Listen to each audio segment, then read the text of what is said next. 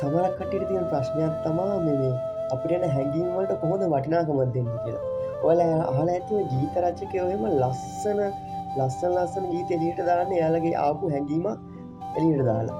ඉතින් මේ කවිය පොඩ්ඩක් අහලා බලන්න. මේ පද පෙළි පොඩ්ඩක් අහලා බලන්නකෝ. මේකෙන් කොහොමද හැඟීම් එළියට වෙලා තියෙන්නේ කියලා. මෙන්න මෙහෙම තියෙනවා මේකේ. මොනර පිලත් එකිනෙක එක බැඳී නැත. පිලෙන් පිලට විහිදෙනවා හතර අත. පෙම් යහනට ඉහිරුණු පිල විසිර ඇත. කිති කැවුනාද පොඩ්ඩක් මගේ ප්‍රේම සිත. මේ කියන්නේ ගෑනු ළමයෙක් නේ කොණ්ඩේ බැඳලා නැහැ. කොණ්ඩේ විසිරලා කඩලා දාලා තියෙන්නේ. නිකන් සායනේ මැතිලා ඉන්න හතක් තමයි මේ කියන්නේ. ඊළඟ පද වලින් කියනවා අඩ සඳ මෝරන්න කිට්ටු. නිල් කට රොළු මල් පොහොට්ටු. නිදි කුම්බා ඉතිත් මට්ටු. පිපුණා නේද වෙද්දි කෙට්ටු. ලස්සනට මේක එලි ඩබල් මීනින් විදිහට එළියට දාලා තියෙනවා නේ. සඳ මෝරන රැයක් ගැන කියන්නේ. ඒතකොට නිල් කටුරු මලක් ගැන කියනවා. ඔයාලා දන්නවද ඒකේ අර්ථය මොකක්ද කියලා? නිදි කුම්බා ඉතිත් මට්ටු. පිපුණා නේද වෙද්දි කිට්ටු. ඊළඟ පද පෙළට එනවා දාර දෙකයි නිල් කටරොළු පෙත්ත මත.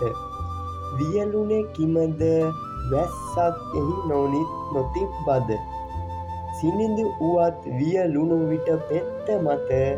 සිරිය කොහෙද තෙත් නොවූ විට පෙත්තයග.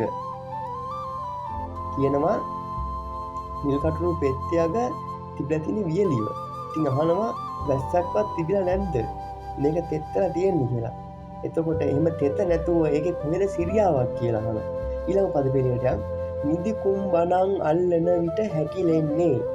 ඒ බව හොඳ හැටිය ඕනෑ අය දන්නේ. කියනුවේ රිසිය දුටුවයි බලයක් වන්නේ. ස්පර්ශයෙන් පෙත්තේ තෙත පතුරන්නේ. අපි දන්නවා නිදි කුම්බා නේ ගහක් ඒ වැලක් අල්ලපු ඒ පැලැටියක් අල්ලපුවම ඒක නිකන් එක්කිලිලා යනවා. ඒක ඕන කෙනෙක් දන්නවා.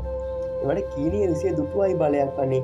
ස්පර්ශයෙන් අර පෙත්තේ තෙත පැතිරිලා තියෙනවා. අනිත් කටුරු පෙත්තේ තෙත පැතිරිලා තියෙනවා. ඊළඟ අවසාන පද පෙළට යනවා සිනිඳුය රළුය පිනි බිඳු රැඳි තිබුණි අග.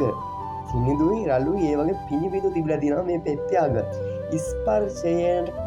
ස්පර්ශයක් අතිශය මුල් වන්න ඇත. අනිවාර්යෙන් මේ ස්පර්ශය අතිශය මුල් වන්න ඇත කියලා කියනවා. බඹර තුඩින් පාරන විට කීල කට. දල්ලෙන් කිමද තිගැසී උනේ බින්දුද. බය කරපු කුණු ගැටෙක් තමන්ට ආපු හැඟීමක් මෙහෙම ලස්සනට එළියට දාලා තියෙනවා.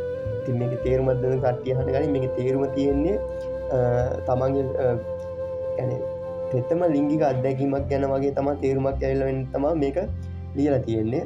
මේකේ මේ කවි පද පෙළියේ මාතෘකාවට දාලා තියෙන අතිශය ප්‍රථම වතාවට කියලා. මම ආයේ අවසාන පද පෙළිය කියවනම් මොකද ඒක ලස්සන අර බයෝ කරපු ඒ බයෝත් එක්ක ශාකයත් එක්ක සම්බන්ධ වෙන විදිහට මේක ලියලා තියෙන හින්දා සිනිඳුය රළුය පිනි බිඳු රැඳ තිබුණි අග. ස්පර්ශයක් අතිශය මුල් වන්න ඇත. බඹර තුඩින් පාරන විට කීල කට. දල්ලෙන් කිමද තිගැසී උනේ බින්දුද. ඉතින් try කරලා බලන්න ලස්සන නිර්මාණ ටිකක් එළියට දාගන්න පුළුවන් ඒ ඔයාලට.